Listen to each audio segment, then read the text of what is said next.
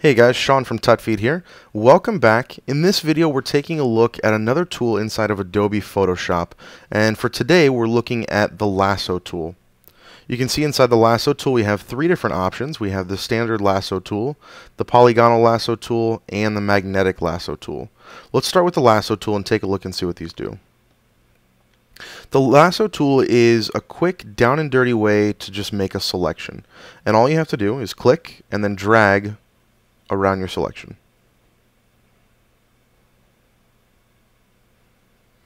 Once you get close to closing off your selection, just let go and it's actually going to complete itself. We'll deselect this.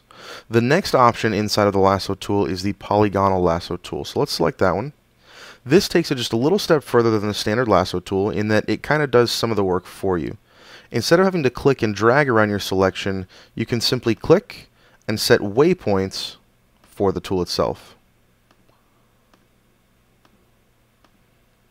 Still just as fast, but it keeps you from having to do all the work. Now, when it's time to close this one off, you can't simply just let go of your click. You can either bring your last point close to the original starting point. You'll see that small circle comes up, and you can click there. Or you can just hit the Enter key, and it's going to bridge the gap between where your cursor is and where the selection started. And we'll deselect that one. And the last option inside of this tool is the magnetic Lasso Tool. This one probably does the most for you and assists you the best or the most. With the magnetic Lasso Tool, I'm sure you can guess, it's going to try and cling on to the edges of whatever you're selecting. So I'm going to zoom in just a little bit because that does help.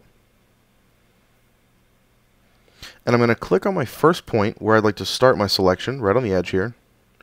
And then all I have to do is drag my cursor near this edge.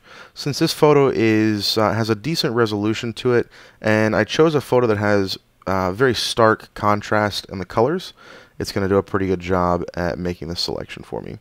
You can also force this to add a point on here. If you notice, it's automatically adding some points periodically by just clicking during your selection.